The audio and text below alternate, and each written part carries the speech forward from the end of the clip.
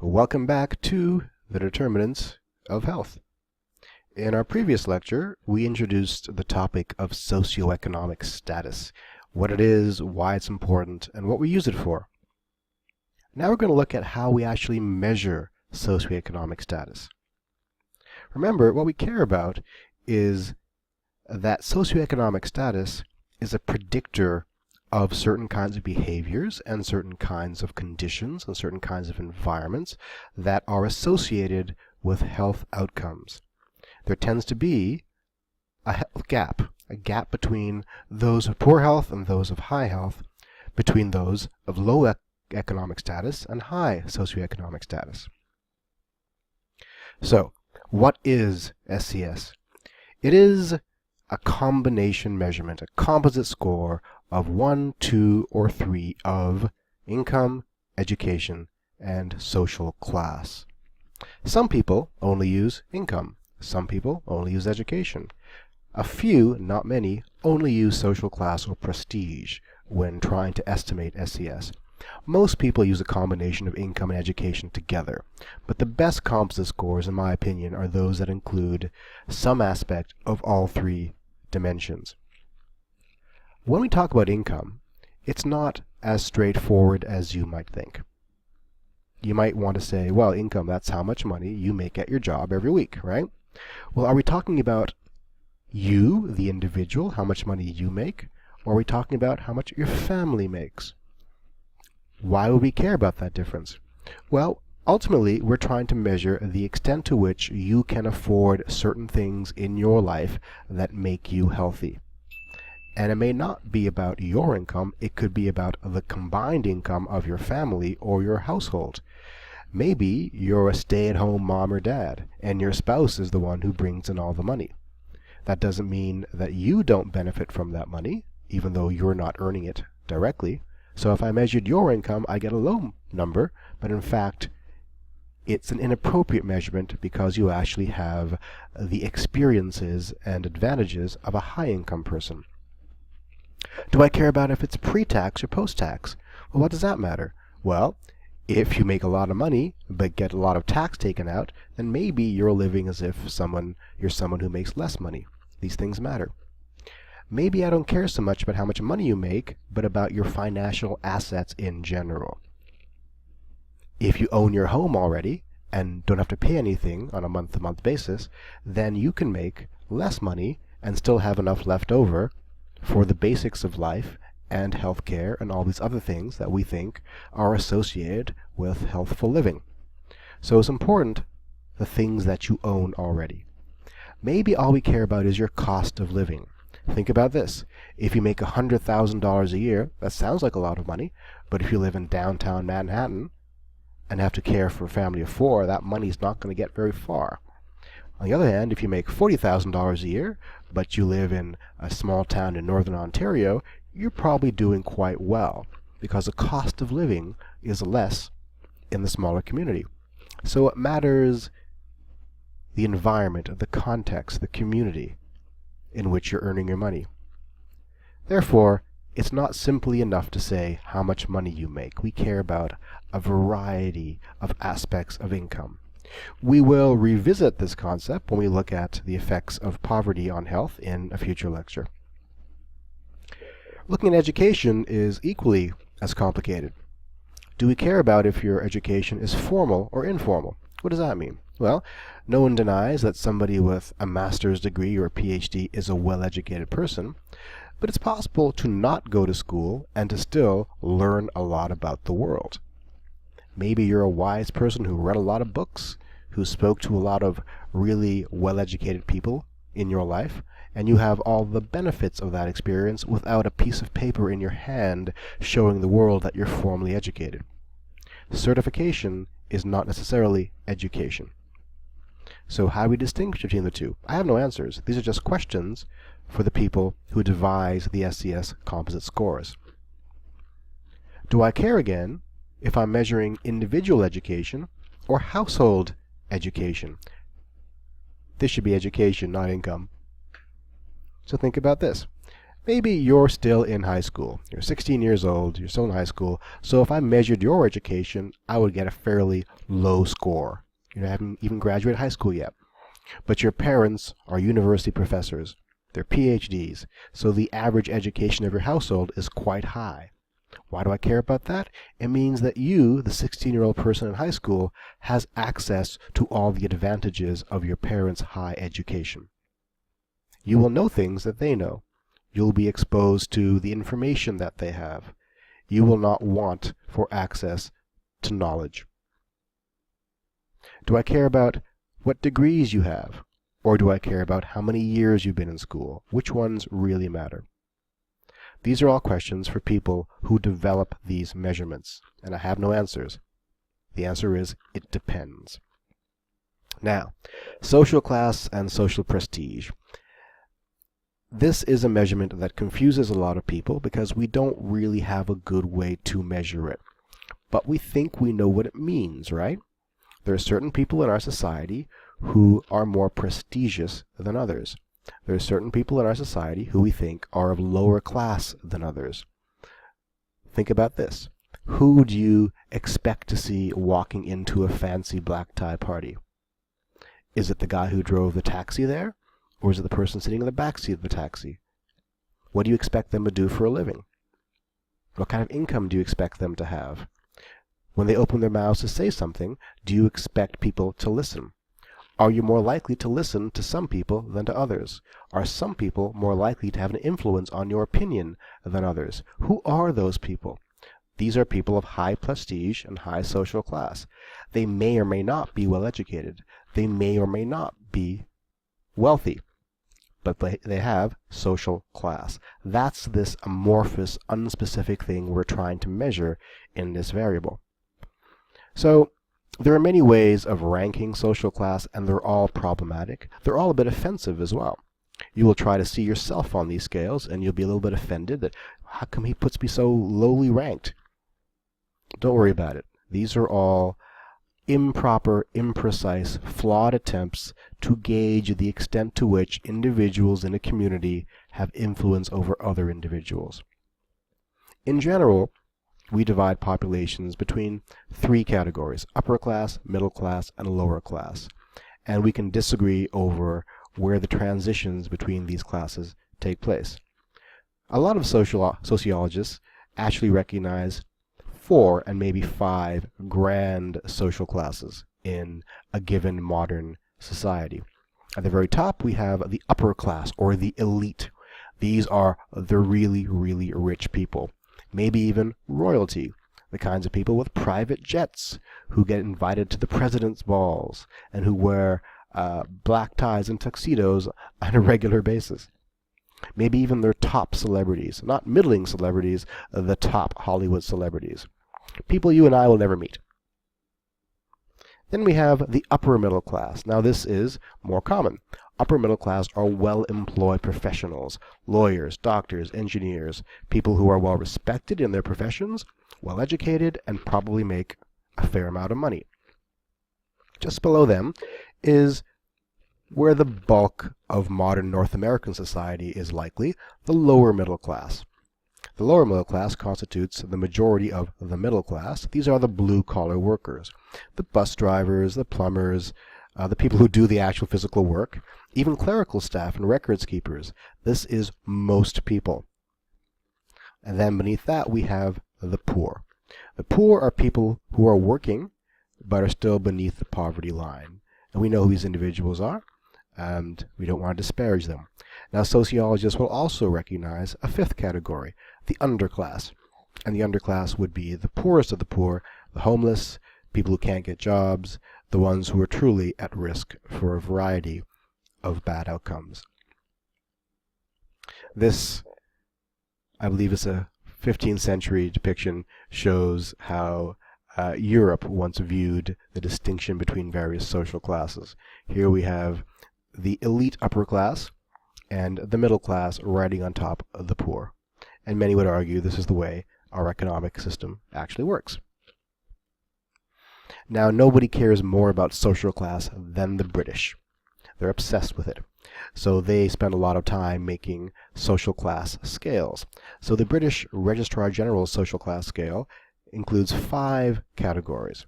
At the very top, the professional people. Second, the managerial people. Third, the skilled non-manual people with the skilled manual ones.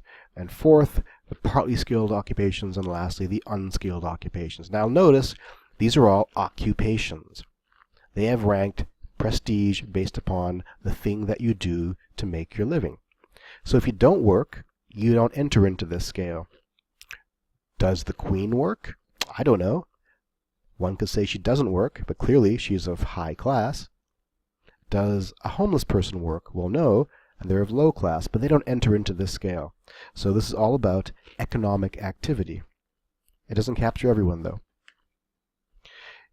In the US, we have something called the National Opinion Research Center, NORC Prestige Scale. Now, what is prestige? Prestige is essentially admiration or respect that a person holds. In this case, it's an occupation again.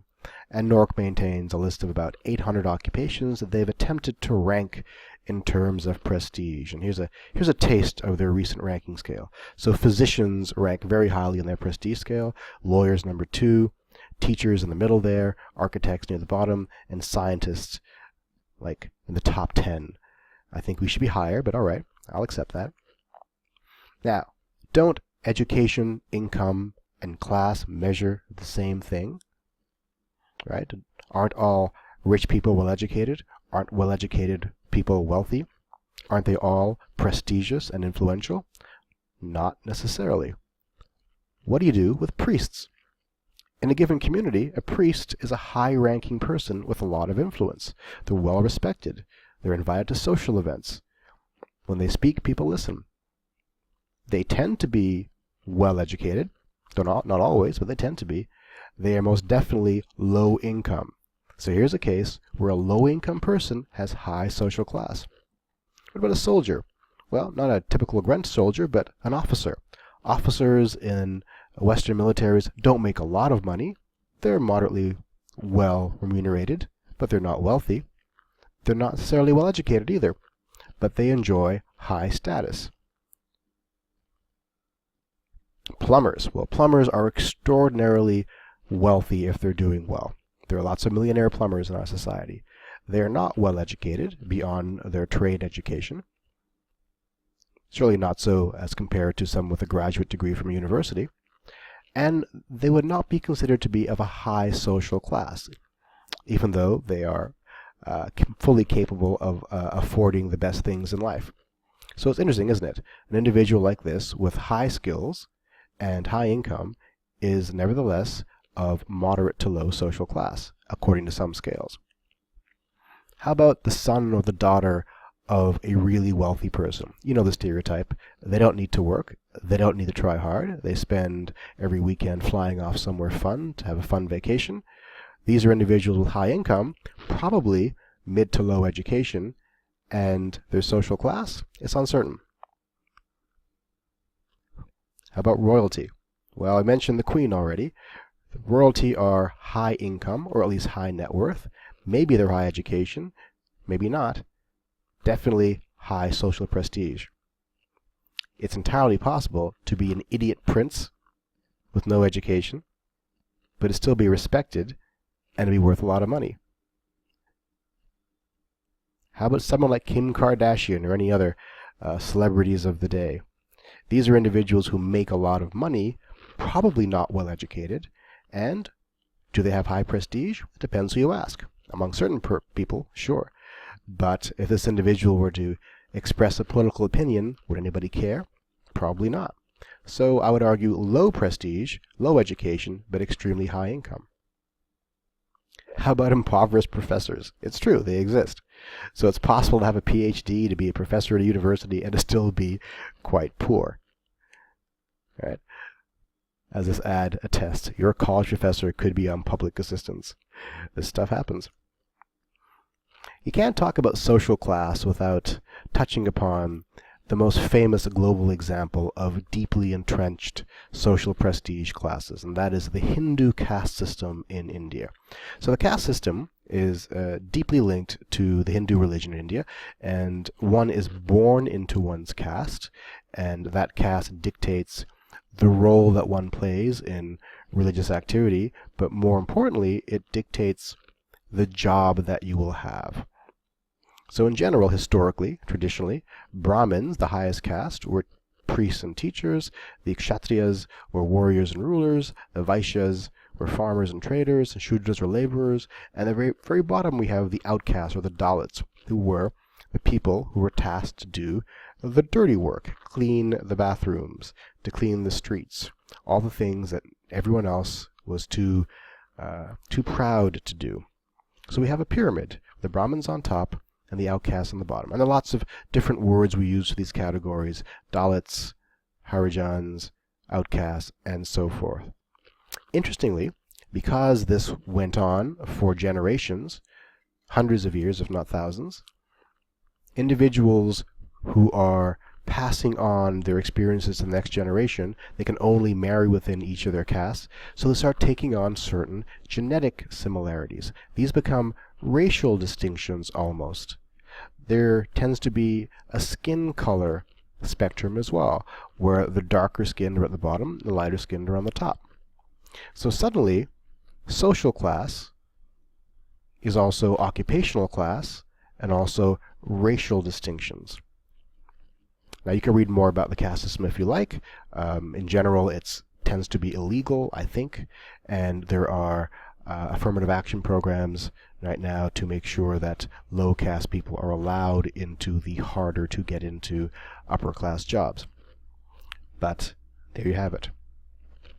So how do we combine social class, education, and income into something resembling a composite score for SES?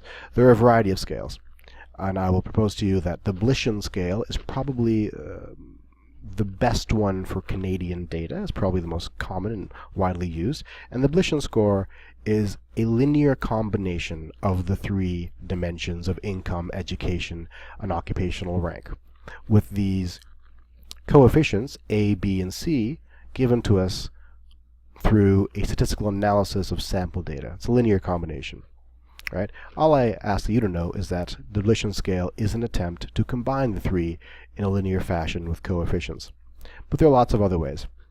Okay? Is it possible to estimate an individual's SES from the characteristics of their neighbor? Yeah, a lot of people do that. So if I don't know an individual's education or income level, what I can do is get the average income or education from their postal code. I can go to the census and get the average education and average income from their particular part of the country in their postal code area. And I'll assume that they have those characteristics as well. Because as we mentioned, people tend to cluster in like-minded, similar characteristic communities. Can we estimate a person's SES from his or her property tax? Well, that's interesting, isn't it?